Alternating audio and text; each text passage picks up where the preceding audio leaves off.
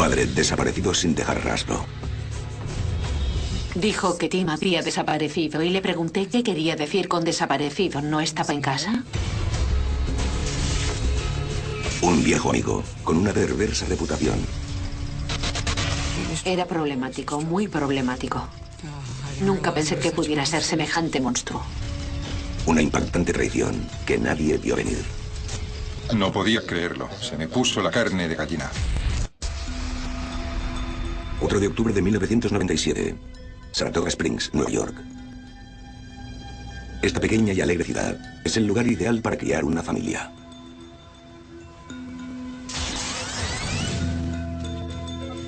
Pero para Dana Reisdorf, algo no va bien. Anoche, su marido no volvió a casa. Tim Reisdorf es un marido cariñoso y un padre entregado. No es habitual en él. Las horas transcurren sin saber nada, y Dana, desesperada, llama a la hermana de Tim. Dijo que Tim había desaparecido y le pregunté qué quería decir con desaparecido. ¿No estaba en casa? Y me dijo que no, que llevaba sin aparecer un día más o menos y que nadie sabía dónde estaba. Le pregunté si creía que se había ido, si se había marchado sin más, y me contestó que nunca abandonaría al pequeño Timmy.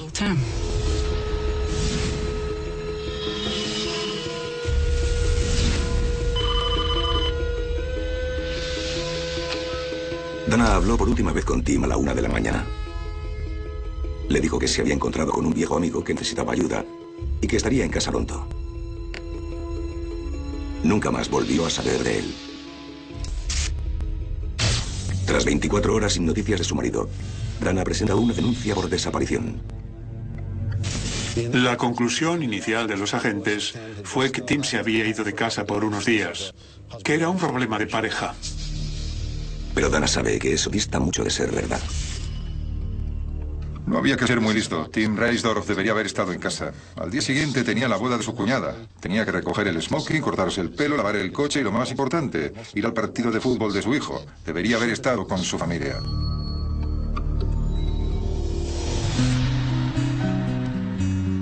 Tim Reisdorf creció en la pequeña ciudad de Troy, en Nueva York, y es el séptimo de 9 hijos. A los 35 años, Tim contrae matrimonio con Dana y se mudan a la tranquila Saratoga Springs, donde se establecen para criar a su hijo, Timmy. Tim era un buen chico. Era muy divertido, con un gran sentido del humor. Por el día, Tim trabaja en la planta de reciclaje. Por la noche, toca en una popular banda. Su hermana Christine es su mayor fan. Tenía mucho talento. Siempre le decía que tenía que marcharse de aquí y meterse en una buena banda y triunfar.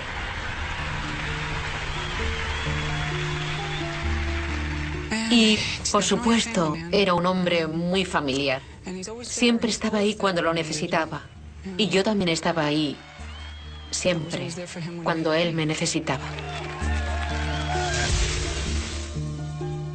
Según Dana, Tim era una persona alegre y afable. Hasta hace poco.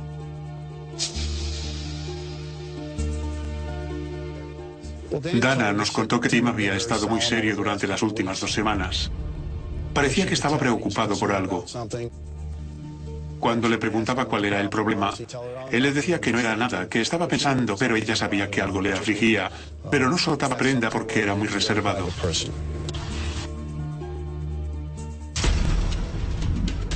Los investigadores le piden a Dana que trate de pensar en qué es lo que ha cambiado en Tim en las últimas 2 semanas. Lo único que se le ocurre es ese viejo amigo con el que se ha reencontrado hace poco. Después de hablar alrededor de 1 hora con Dana, ella dijo que Tim había estado saliendo últimamente con un tipo de Troy en Nueva York. Por desgracia, Dana no conoce su nombre.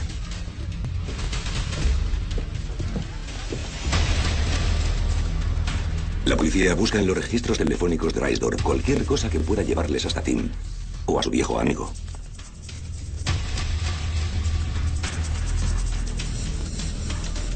Hicimos lo que en círculos policiales llamamos un volcado telefónico, una orden sobre un número de teléfono determinado, un registro de un periodo de 24 horas de las llamadas de ese número, tanto las hechas como las recibidas, lo que nos permite identificar las llamadas de interés y conseguir más información sobre su origen.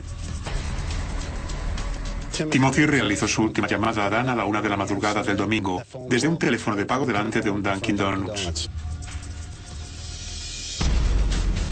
En cuanto al viejo amigo, no hay rastro de ninguna comunicación entre ellos. Pero por lo que los investigadores descubren al interrogar a Dana, se preguntan si Tim y su compañero tenían entre manos algo ilegal.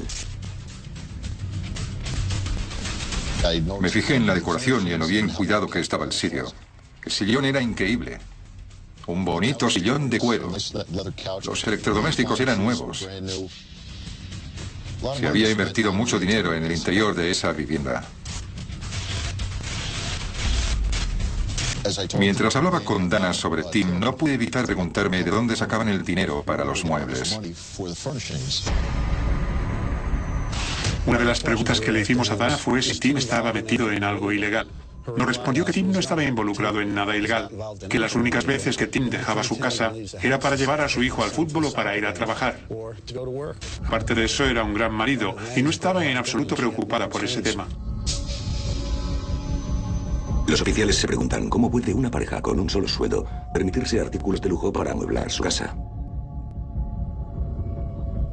Cuando le pregunté sobre los muebles y el dinero, me dijo que Tim estaba en una banda, que era batería y tenía muchas actuaciones, que era muy bueno y ganaba mucho dinero.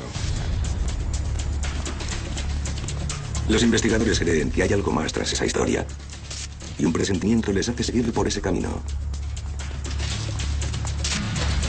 De vez en cuando Tim alquilaba trasteros. La policía sabemos bien que ese es el sitio ideal para que los malos escondan cosas malas. El presentimiento resulta ser cierto. Los investigadores descubren un trastero a nombre de Reisdorf, y el gerente de las instalaciones confirma que este estuvo allí la noche de su desaparición. Cuando comprueban las grabaciones de seguridad, tienen otro golpe de suerte. Un camión se detiene delante del trastero de Tim, pero Tim no es el conductor. Es alguien a quien el detective Jim Horton conoce muy bien. El delincuente profesional Gary Evans. ¿Gary Evans? No podía creerlo. Se me puso la piel de gallina. Me sorprendió mucho. No se habían visto en bastante tiempo. Y Tim había seguido con su vida. Se había casado, tenía un hijo y un buen trabajo. Le iba bien. No tenía ni idea de por qué volvió a tener relación con Gary. Era problemático, muy problemático. Es probable que Evans sea la última persona que ha visto a Reisdorf con vida. Pero los investigadores descubrirán pronto que el hombre que se encuentra entre ellos y la verdad es más escurridizo de lo que podía imaginar.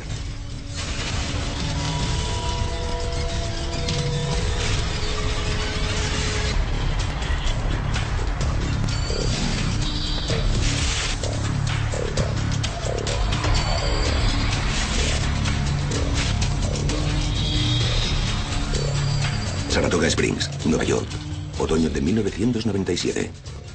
Los agentes que investigan la desaparición de Timothy Reisdorf han encontrado una conexión con un criminal buscado llamado Gary Evans, a quien el investigador principal, Jim Horton, conoce muy bien.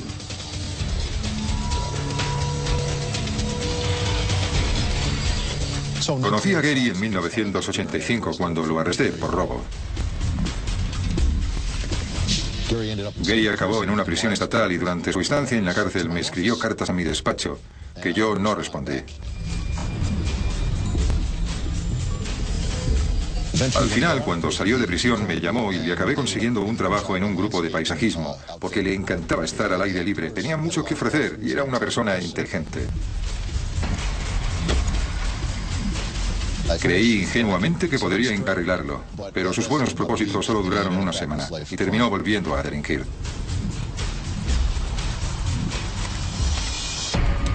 Evans tiene la asombrosa habilidad de ir un paso por delante de la ley. Rastrea a la policía mediante contravigilancia y se disfraza para evitar ser detectado.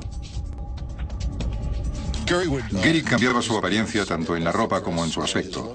Por ejemplo, se vestía de senderista, o incluso de motero con cuero, o se dejaba crecer la barba, se la afeitaba o se dejaba perilla y se cambiaba las patillas. Era muy astuto y un poco paranoico. Solían llamarle el camaleón.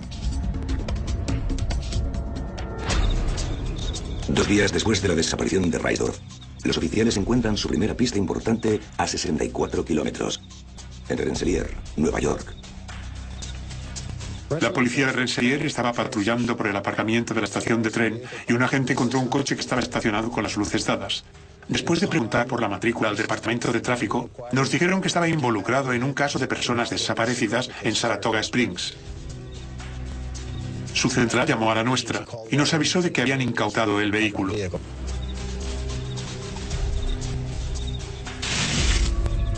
Es el coche de Tim Raisdorf. Y en el maletero les espera algo sorprendente. Una mochila con el tipo de herramientas que los ladrones utilizan para entrar en las casas. Al parecer, el padre de familia estaba llevando una doble vida.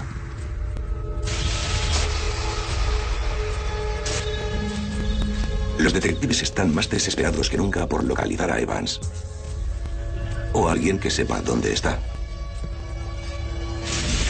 Conseguí los informes de la prisión federal de Gary durante su estancia en Vermont. Entre esos informes estaba la lista de visitantes, y en esa lista figuraba el nombre de Joan Donovan. Él confiaba en ella.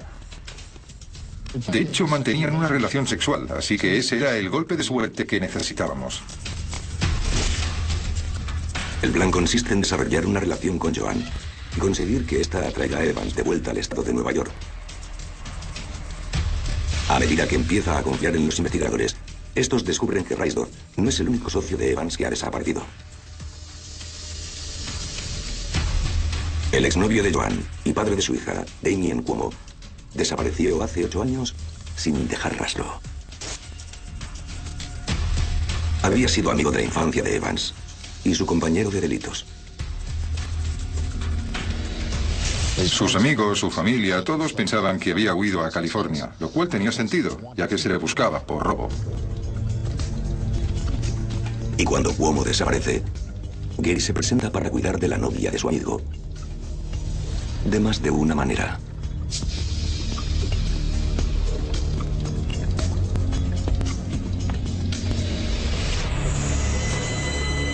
En octubre de 1997, poco después de que Tim Raisdorf desaparezca, Gary le dice a Joan que tiene que dejar la ciudad para esconderse de la policía. Fue la última vez que lo vio, así que necesitaba hacerme amigo de Joan y ganarme su confianza, porque iba a ser el cebo para traer a Evans de vuelta a este área.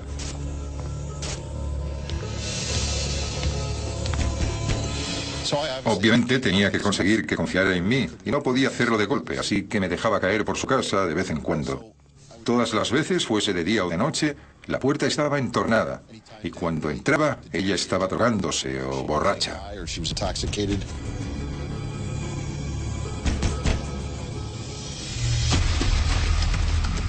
Semana tras semana, no parará hasta que se haya ganado su confianza. Nunca la arresté por ninguno de los delitos, obviamente. Echaba un vistazo a la vivienda y había algunas cosas robadas y drogas, pero mi objetivo era mucho mayor.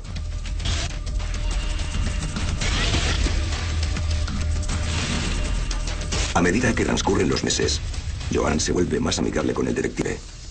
Horton está consiguiendo su objetivo. Le ofrecí dinero en alguna ocasión.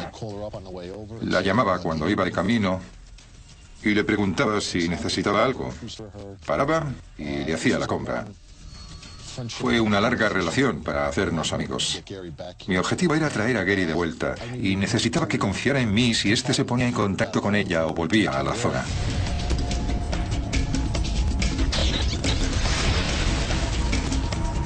Joan accede a trabajar con la policía y 7 meses después de la desaparición de Tim Raisdorf, les hace saber que Evans está intentando ponerse en contacto con ella.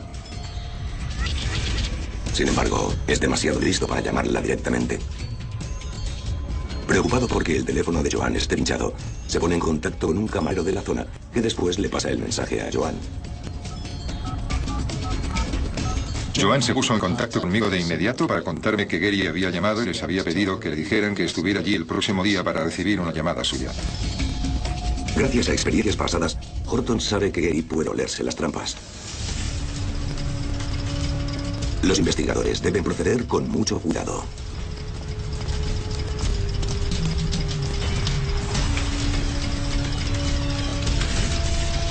Organizamos una escucha telefónica en el bar y vigilamos de lejos, pero a ella la dejamos tranquila. Lo único que podíamos hacer era esperar.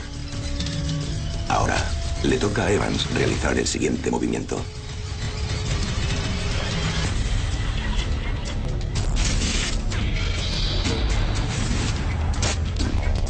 La policía ha pinchado el teléfono de un bar a unos 40 kilómetros de Saratoga Springs, Nueva York.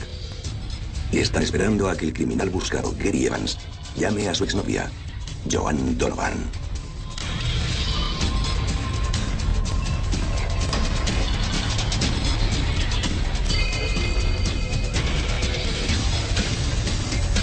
Tras una conversación sospechosamente corta, Joan sale por la puerta mientras los investigadores la siguen de cerca.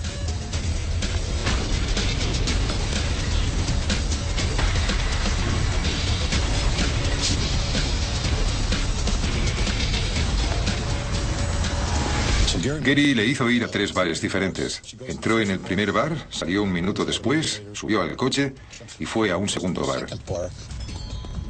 No sabíamos lo que estaba pasando y no teníamos tiempo de pedir una escucha telefónica, así que solo hacíamos vigilancia de lejos y esperábamos. Nos limitábamos a observar en la distancia, ya que sabía que Gary hacía contravigilancia. Nosotros le estábamos buscando a él y él nos estaba buscando a nosotros.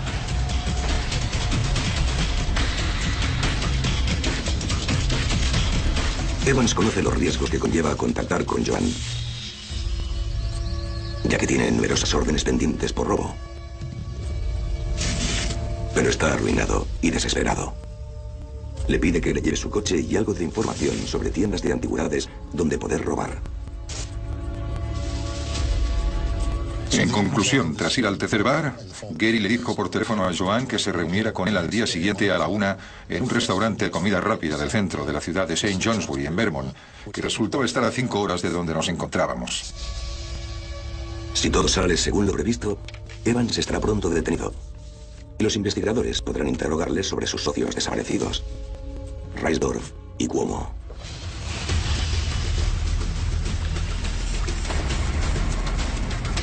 El detective Horton se coordina con las autoridades de Vermont. Juntos planean la detención. Estaba a cargo de los detectives de la policía del estado de Vermont y de un cuarto del estado. Jim Horton, con la policía del estado de Nueva York, se puso en contacto conmigo para pedir nuestra ayuda ante la posibilidad de arrestar a Gary Evans.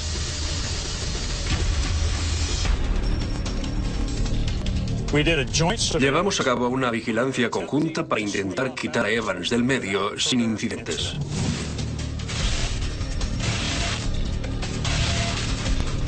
Tuvimos una reunión informativa con nuestros homólogos de Nueva York y desarrollamos un plan entre los dos equipos sobre cómo lo haríamos, asegurándonos de nuevo de que tomábamos todas las precauciones con ese hombre. Evans es un criminal de nivel, a punto de aparecer en una ciudad muy pequeña. Y hay mucho en juego. Si consiguen apresarle, es probable que Evans pase el resto de su vida entre rejas. Nos dijeron que el señor Evans tenía un extenso historial criminal, que se le estaba investigando por asesinato, que tenían órdenes contra él en Vermont y que básicamente era un genio fugándose, que si le arrestábamos, haría todo lo posible para intentar escapar. Temiendo que se produzca un enfrentamiento violento, Horton toma una decisión en el último momento. Saca a Joan Donovan de la ecuación. Gary obviamente no tenía intención de volver a esta zona o ir a la cárcel de por vida. Una vez le dijo a Joan que estaba armado, que no le cogerían con vida ni pasaría el resto de sus días en una celda. Así que tomé la decisión de sacar a Joan del encuentro. Por mucho que quisiera ayudarnos, todavía estaba enamorada de Gary y podría haber comprometido toda nuestra operación. Pero hay un problema. Joan ya ha salido para Vermont. La única forma de evitar que se dirija directamente al encuentro es alcanzarla en el camino. Me mantuve fuera de la ciudad con la policía del estado de Vermont. Él estaba en el lado de la interestatal y yo en la carretera de salida, tumbado en la cuneta sobre la hierba. Estaba pensando que ese podía ser el mejor día de mi carrera o el peor, cuando de pronto escuché un coche bajar y me asomé para mirar si era Joan.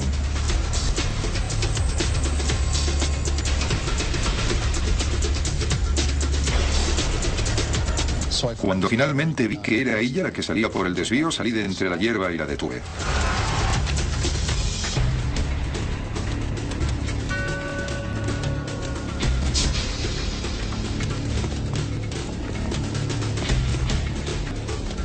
En el lugar de encuentro designado, agentes armados se mantienen listos y a la espera.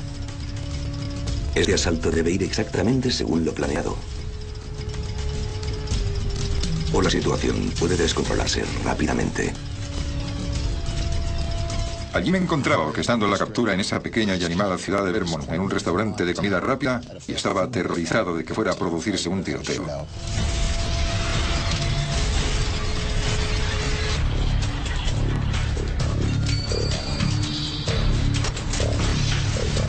En un restaurante de comida rápida en la tranquila St. Johnbury, en Vermont, la tensión se palpa mientras la policía se prepara para lo que podía llegar a ser un violento choque. Se busca al delincuente profesional Gary Evans para interrogarle sobre las desapariciones de dos hombres, Damien Cuomo y el recientemente desaparecido Tim Reisdorf.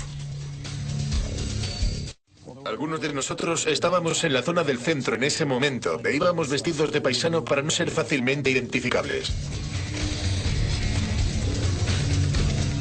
Obviamente, el ambiente era tenso debido a los riesgos que presentaba el señor Evans y a la información que poseíamos. No teníamos ni idea de cuál iba a ser su reacción cuando nos enfrentáramos a él. Recuerdo que en la reunión informativa se nos comentó que era un individuo muy peligroso con el que teníamos que tener mucho cuidado, que el riesgo de huida era extremo y que nos resultaría una situación de arresto más complicada de lo normal.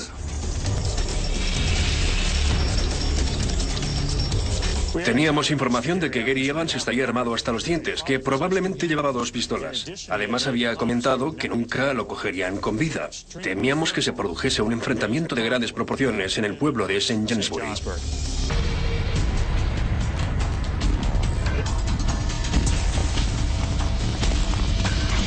Teníamos 8 o 9 policías estatales de incógnito en varios puntos alrededor del restaurante de comida rápida. Y también teníamos un par caminando por la calle de paisano. Evans se encontraba al otro lado de la calle en una pequeña zona de aparcamiento esperando a Joan cuando el equipo de vigilancia salió de su escondite de forma simultánea y se acercó a él. Gary se dio cuenta de la presencia de los oficiales de policía que lo estaban localizando. Así que saltó y salió corriendo. Los agentes se abalanzaron tras él. Tras correr hacia él e identificarnos como policías, mientras le apuntábamos con las armas, recuerdo que allí parado nos echó una mirada cautelosa a todos. Parecía que nos estuviese midiendo, y creo que en el momento en que salió el perro se dio cuenta de que no podía hacer nada contra nosotros, y que no era ni el momento ni el lugar. Así que se rindió.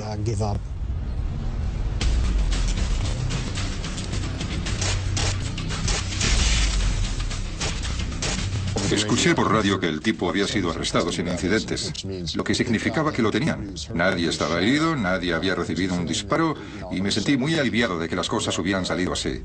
Nadie había resultado herido y teníamos el premio gordo, Gary Evans. Se le registró tras el arresto y durante el registro encontramos la llave de unas esposas en la esfera de su reloj. En ese momento, para nosotros era una clara señal de que tenía un plan preparado en caso de que lo arrestaran.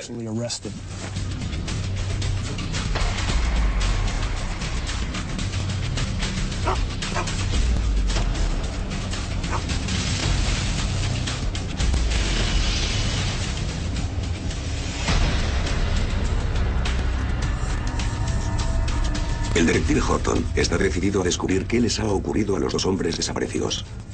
Pero sabe que no puede forzar una confesión.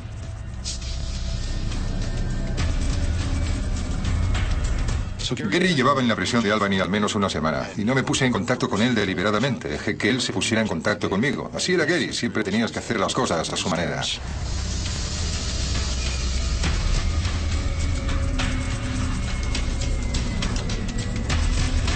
Evans actúa exactamente como Horton espera. Se pone en contacto con el detective y pide verle cara a cara.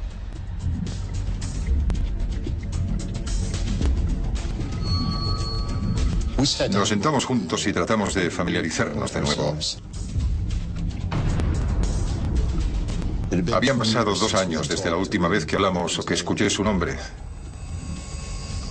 Y no mencioné a Tim Reisdorf a propósito. Hablamos de los viejos tiempos, intentamos ponernos al día, traté de tranquilizarle un poco y tras 7 horas finalmente le dije que teníamos que hablar de algo. En ese momento utilicé al hijo de Tim Reisdorf deliberadamente, a Timmy, por supuesto, y le dije que Timmy estaba todavía en casa con la cara pegada a la ventana esperando que su papá regresase. Y ahí empezó a desmoronarse. Me di cuenta de que estaba pasando un momento muy emocional. Me miró con una sonrisa de suficiencia y dijo que iba a ser difícil. Le pregunté que qué iba a ser difícil y me contestó que encontrarlo. A continuación, hace una confesión impactante. Gary me contó que había disparado a Tim en el trastero. Evans no creía que Reisdorf fuera a guardar el secreto sobre los robos que habían cometido juntos. Así que mientras Tim está distraído, Evans apunta y mata a su viejo amigo.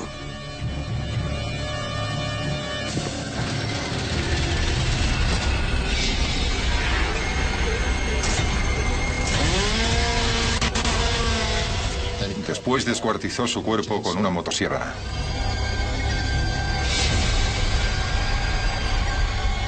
Tras ello fue al mercado a por bolsas de basura, lejía y toallas de papel para limpiar la sangre.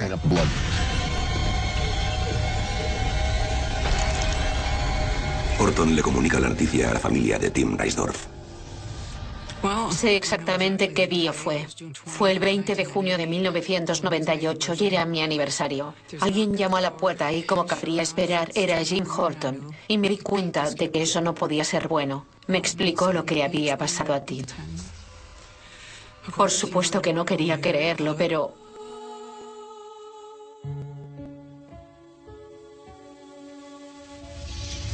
era demasiado para asimilar en el momento.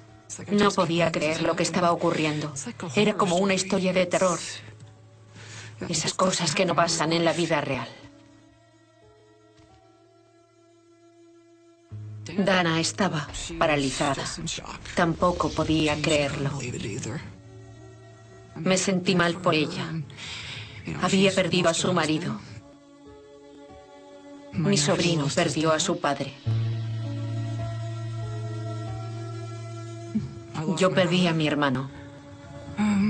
Simplemente fue un día triste. Muy triste.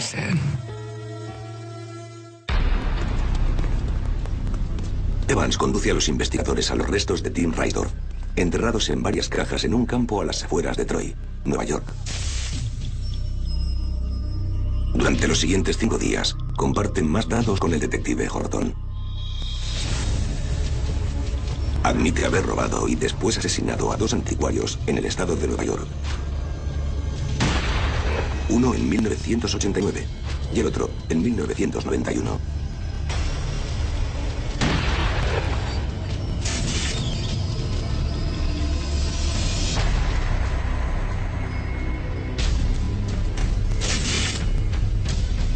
También reconoce haber matado a un excómplice llamado Michael Falco. Evans dijo que mató a Falco en Troy, Nueva York. Lo metió en el maletero del coche y lo llevó a Florida para enterrarlo. Irónicamente, Evans asegura que fue Tim Reisdorf quien le ayudó a deshacerse del cadáver.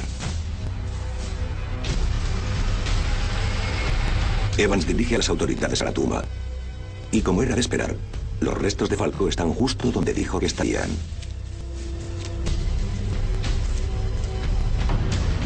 La suma de cadáveres ahora asciende a 4. El único misterio que queda sin resolver es la localización de Damien Cuomo. Joan Donovan había estado viviendo con Cuomo cuando este desapareció. Entonces Gary Evans apareció en su vida y la convenció de que Damien la había dejado por otra mujer. Solo Evans sabe cuánto dista eso de ser verdad. Le cuenta al detective que Cuomo se estaba llevando más de lo que le correspondía y tenía que desaparecer. Mató a Damien Cuomo cerca de las Navidades de 1985. Damien era un hombre buscado, un infame ladrón de la zona. Probablemente mejor ladrón que Gary, pero no tan inteligente. Y siendo Gary como era, este acabó saliendo con Joan. Joan salía a trabajar y Gary se colaba en su apartamento y simulaba que Damien todavía andaba por allí. Se llevaba la ropa, dejaba la ventana abierta. Montaba toda esa farsa de que Damien todavía seguía vivo y que se había marchado. Por supuesto, Joan estaba molesta, porque pensaba que la había dejado tirada.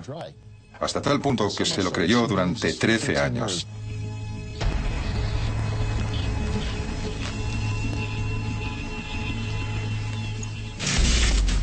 En total, Gary confiesa 5 asesinatos y conduce a la policía a 3 tumbas diferentes. Pero no se quita ningún beso de encima. Horton continúa visitando a Evans en la cárcel y resulta evidente que se está deteriorando tanto física como mentalmente. Cuando le vi le dije, por Dios, Gary, dúchate. Realmente apestaba. Tenía los ojos más azules que hubiese visto nunca, pero entonces el azul se estaba desvaneciendo de sus ojos. Durante los siguientes 2 meses, Evans le escribe a Horton de manera regular y el detective nota que está llegando al límite. Podía verlo en su proceso mental, en sus desvaríos, incluso su forma de escribir cambió con el tiempo. Esas cartas servían de ejemplo de sus pensamientos y sus palabras sobre nuestra relación. Él creía que yo era su mejor amigo, pero le aseguro que él no era el mío. Una vista en los tribunales es lo único que separa a Evans de la cadena perpetua. Pero Horton no puede dejar de pensar que Evans tiene otros planes. Era como si casi supiera lo que iba a pasar, solo que no sabía cómo iba a ser. Parecía que no se dieran cuenta de lo que tenían y no entendiesen la determinación de Gary. Iba a ocurrir sin importar qué.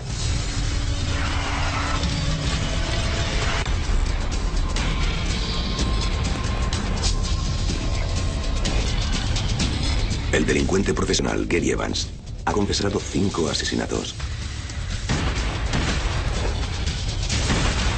incluyendo el tiroteo y descuartizamiento de Tim Reisdorf.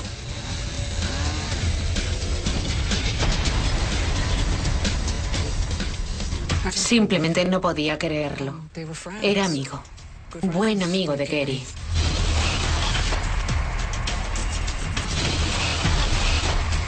Aquello no podía estar pasando.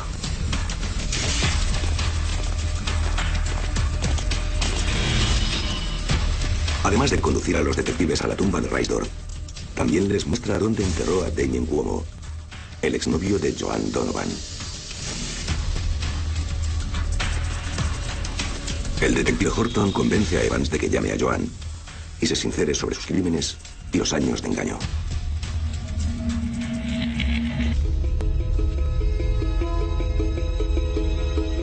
Tenía a Joan al teléfono y le dije que Gary quería decirle algo. Le di el teléfono a Gary. Este empezó a susurrar y a balbucear y pude oír cómo Joan empezaba a gritar.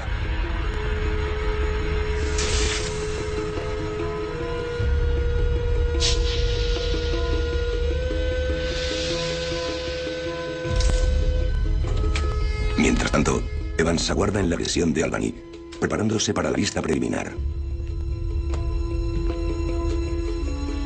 En el estado de Nueva York tenemos una ley de reincidencia en delitos mayores que dice que con 3 condenas por delitos graves puedes pasar tu vida en prisión.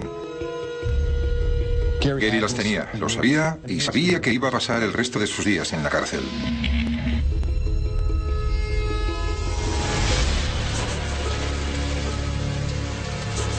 Después de la vista, la policía federal sube a Evans al furgón para llevarlo de vuelta a su celda en Albany.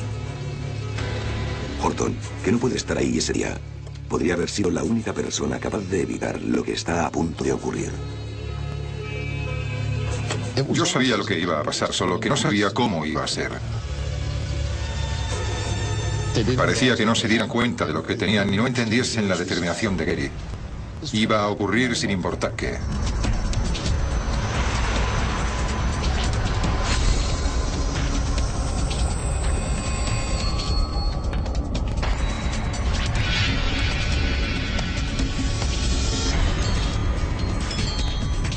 Mediante un viejo truco carcelario, Evans ha ocultado la llave de unas esposas en su nariz.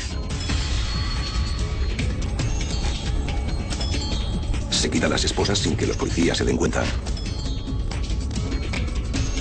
Y rompe de una patada la ventana del furgón. Entonces, emprende la huida. Antes de que los policías puedan atraparlo, Gary corre hacia el puente cercano y hacia la libertad.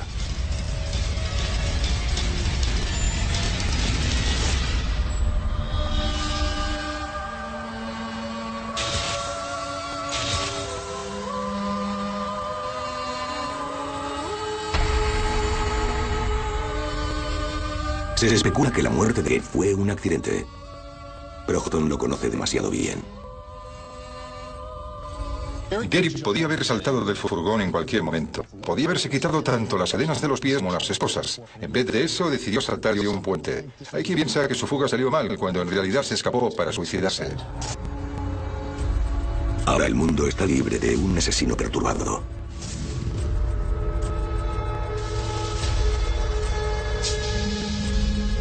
Pero para las familias de las víctimas, no se ha hecho exactamente justicia.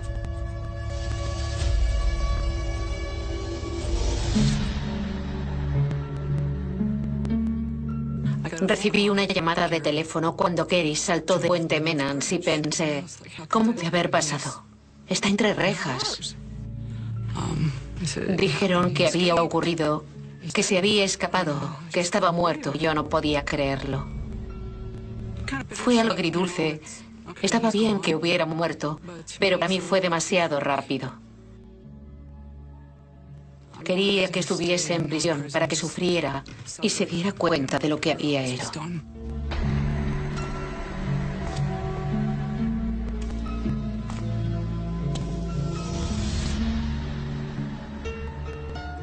Recibí la última carta de Gary el viernes que murió.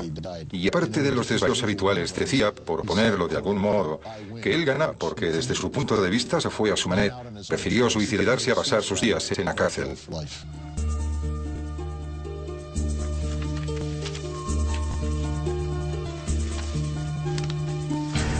Empecé a recibir un montón de llamadas telefónicas de varias personas, como el superintendente de la policía del estado, o mi madre, preguntándome cómo me sentía, porque pensaban que estaba unido a Gary. La situación me afectaba, pero en realidad no sentía nada. Ni me alegré, ni me puse triste. No iba a derramar ni una lágrima por ese tipo.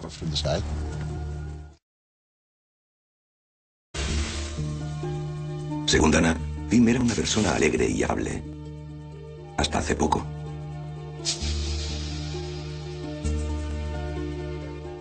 Dana nos contó que Tim había estado muy serio durante las últimas 2 semanas. Parecía que estaba preocupado por algo. Cuando le preguntaba cuál era el problema, él le decía que no era nada, que estaba pensando, pero ella sabía que algo le afligía, pero no soltaba prenda porque era muy reservado.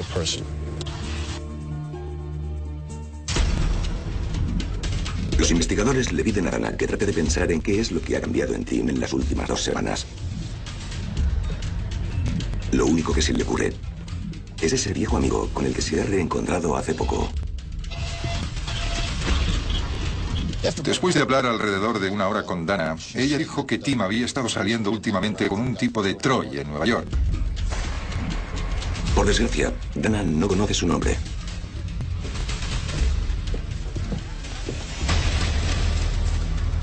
La policía busca en los registros telefónicos de Raisdorf cualquier cosa que pueda llevarles hasta Tim o a su viejo amigo.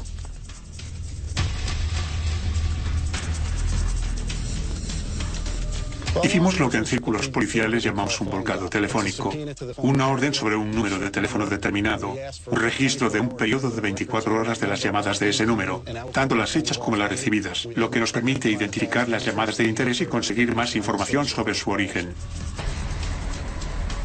Timothy realizó su última llamada a Dan a la 1 de la madrugada del domingo, desde un teléfono de pago delante de un Dunkin' Donuts. En cuanto al viejo amigo, no hay rastro de ninguna comunicación entre ellos. Pero por lo que los investigadores descubren al interrogar a Dana, se preguntan si Tim y su compañero tenían entre manos algo ilegal.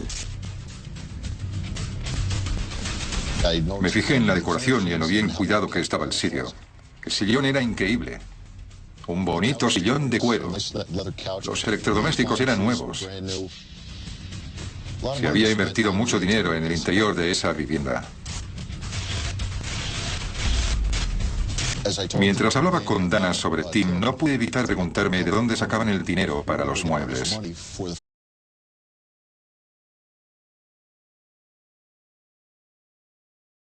Un padre desaparecido sin dejar rastro.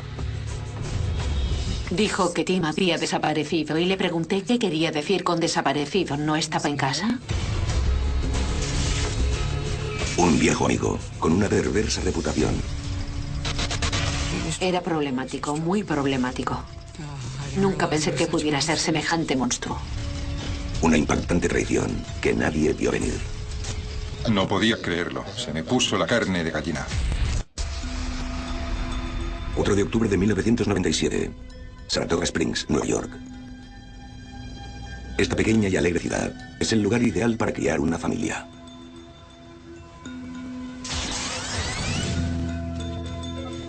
Pero para Dana Reisdorf, algo no va bien. Anoche su marido no volvió a casa. Tim Reisdorf es un marido cariñoso y un padre entregado. No es habitual en él. Las horas transcurren sin saber nada, y Dana, desesperada, llama a la hermana de Tim. Dijo que Tim había desaparecido y le pregunté qué quería decir con desaparecido. ¿No estaba en casa?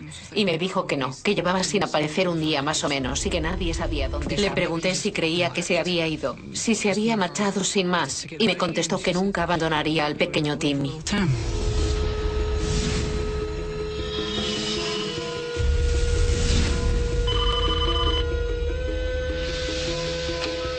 Dana habló por última vez con Tim a la 1 de la mañana.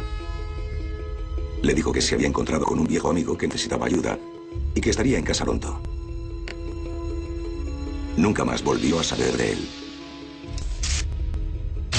Tras 24 horas sin noticias de su marido, Dana presenta una denuncia por desaparición. La conclusión inicial de los agentes fue que Tim se había ido de casa por unos días, que era un problema de pareja. Pero Dana sabe que eso dista mucho de ser verdad. No había que ser muy listo. Tim Reisdorf debería haber estado en casa. Al día siguiente tenía la boda de su cuñada. Tenía que recoger el smoking, cortarse el pelo, lavar el coche y lo más importante, ir al partido de fútbol de su hijo. Debería haber estado con su familia.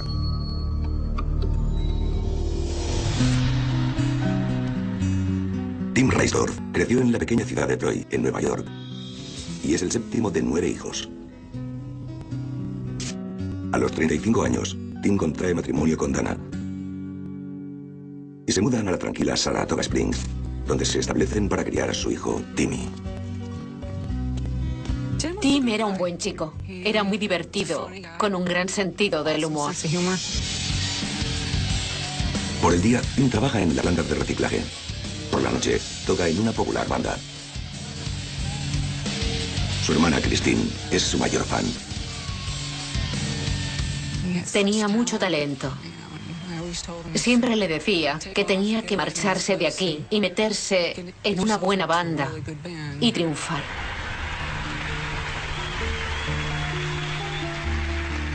Y, por supuesto, era un hombre muy familiar. Siempre estaba ahí cuando lo necesitaba. Y yo también estaba ahí, siempre, cuando él me necesitaba.